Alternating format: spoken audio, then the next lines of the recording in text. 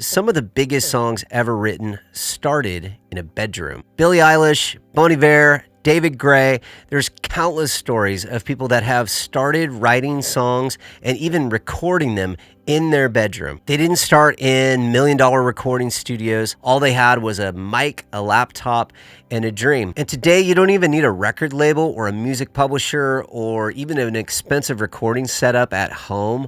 All you need is a few key tools that are going to allow you to make high-quality professional recordings at home on a budget.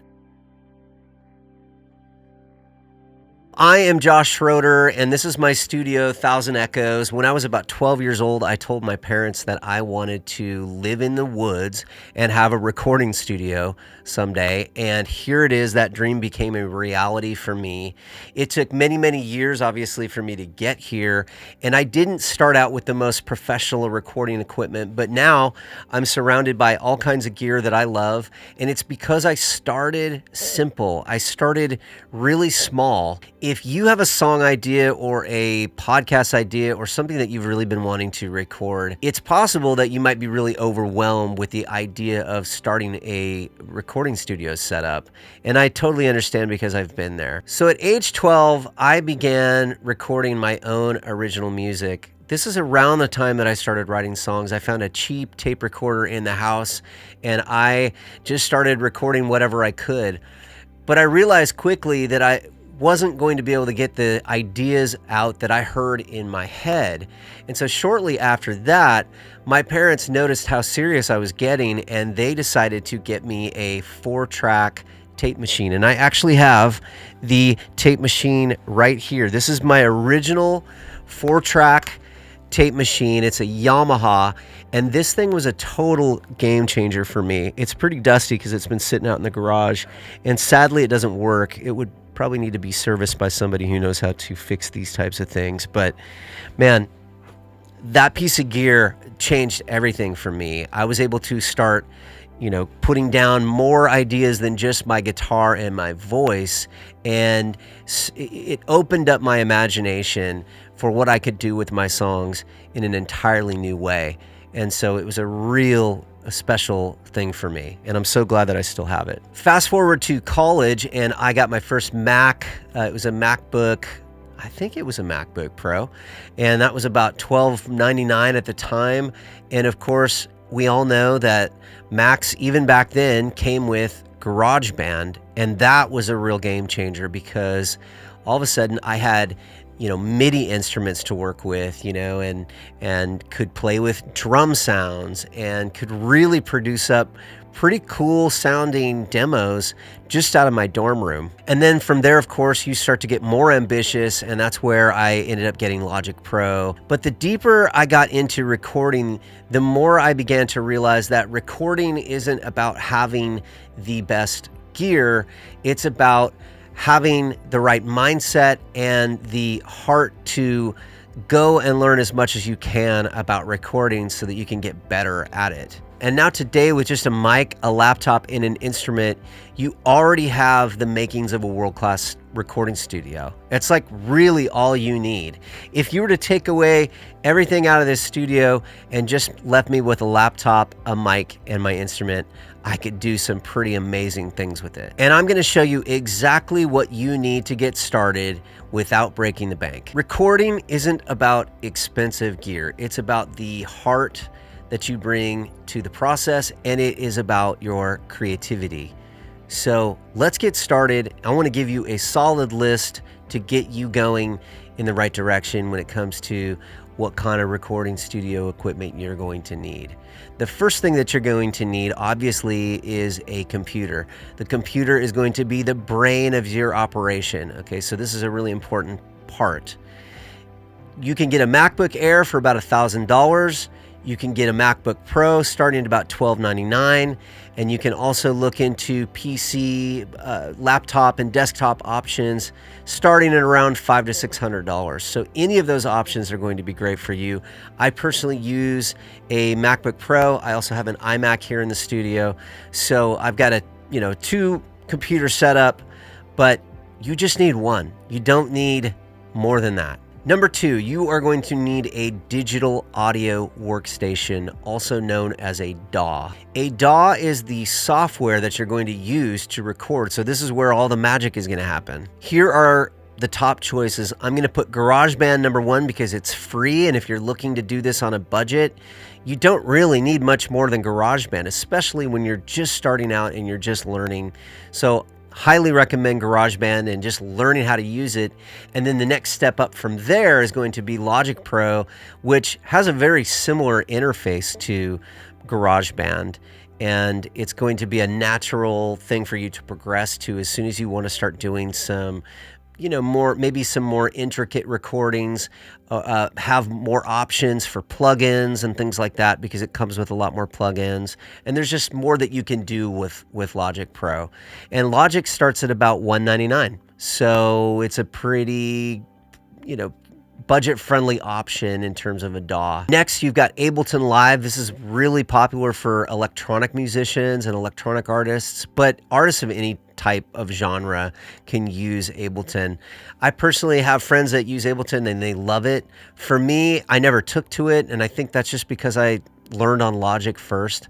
But really, you just want to pick something and stick with it and learn how to use it to the best of your ability. And last but not least is one of the industry standards, and that would be Pro Tools, which is $29.99 a month right now. If you decide you want to go down the road of Pro Tools, it's certainly a great program to know how to use. Next is your audio interface. This is a really important part. You're going to need something to plug your mic into that will turn the analog signal into a digital signal with ones and zeros and be read back by your computer to play back audio to you. So the interface is that device. It's a box that basically does that. It takes an analog signal and creates a digital version of that your computer can read. I have recommended the Focusrite 2i2 for beginners for probably a decade. Focusrite has a really long history in the music industry. If you've ever seen one of those little red boxes on somebody's desk, that's the Focusrite Scarlett 2i2. There's also other models of that interface that have more mic inputs, but really you are only going to need 2 inputs to start. This is a really well-priced option too, at about $179 used. And I just think bang for the buck, you really can't get any better than that. Next, we're going to talk about microphones, one of my favorite topics. I love microphones. I just love gear in general. And one of the best mics that money can buy. It's a legendary mic, famous for being used on Michael Jackson's Thriller album. It's the Shure SM7B. I have recommended this mic I don't know how many times. It comes in at about $399 used, but you can find them for cheaper on reverb.com, eBay. So I'd highly recommend going out and taking a look on the used market for a good used option for this mic. Second to that would be the Shure MV7. I've owned a couple of those myself. They're fantastic mics. They're actually optimized and tuned for podcasting, but they sound great on, as a vocal mic as well. So definitely worth checking those 2 microphones out. I'm actually using another mic that I would recommend, which is the Universal Audio SD1. This is a mic that comes with the Universal Audio Hemisphere software, where you can do a model of the Shure SM7B or the RE20 or some other legendary microphones. So highly recommend this mic. I use it myself, and also I really love the look of it. It just looks like a white Shure SM7B. Last is another legendary mic that I would highly recommend, and it is the younger sibling of a legendary mic called the Neumann TLM-103, and that is the Neumann TLM-102. This mic can be had for $699 new. It's Neumann. Neumann is one of the most trusted names in the microphone game.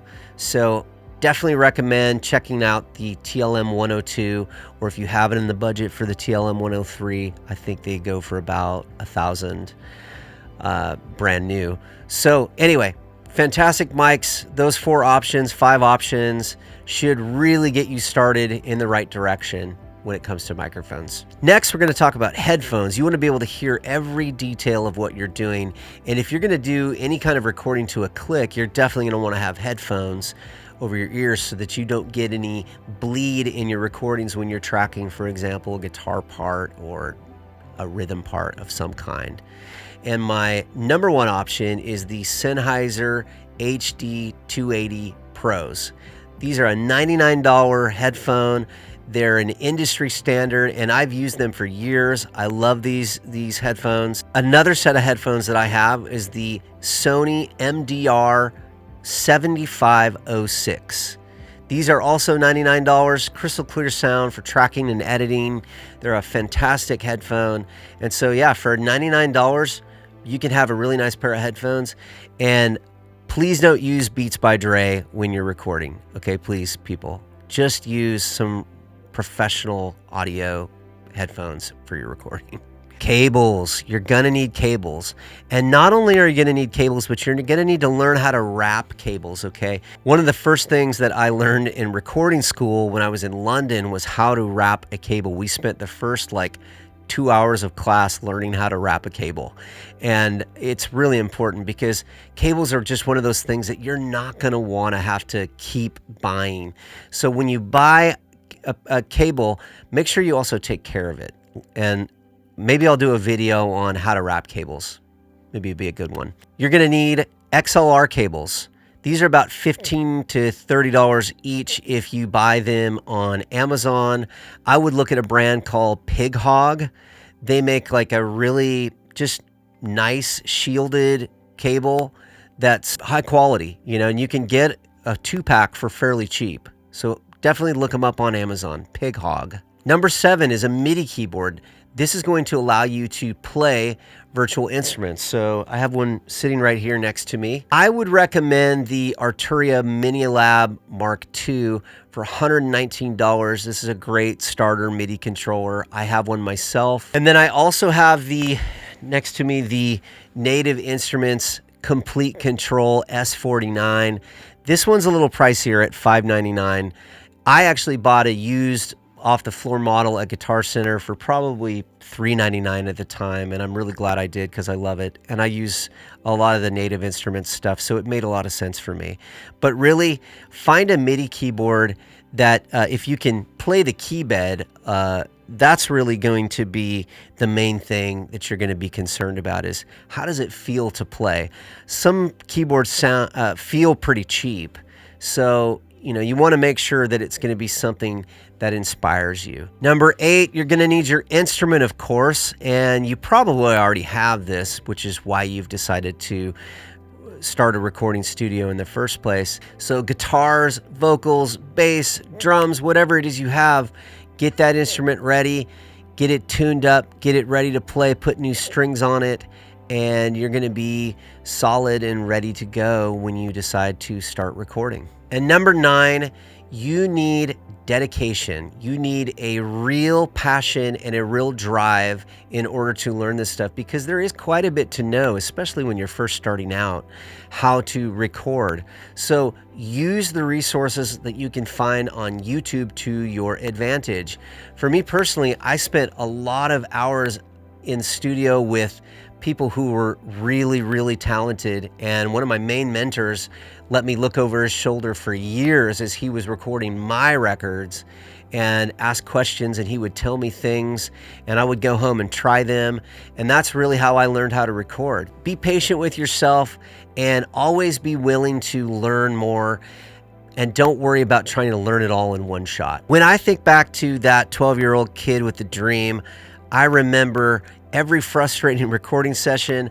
I remember every failed mix and every lesson that I learned and how it all led to this moment. And now I want to help empower other artists to do the same. So again, I'm Josh Schroeder. I would love for you to subscribe to my channel, where I'm going to be sharing some recording tips and some tips on songwriting. Sign up for my newsletter and I'll send you a free recording studio checklist to help jumpstart your own home studio recording journey. Are you ready to build your dream studio?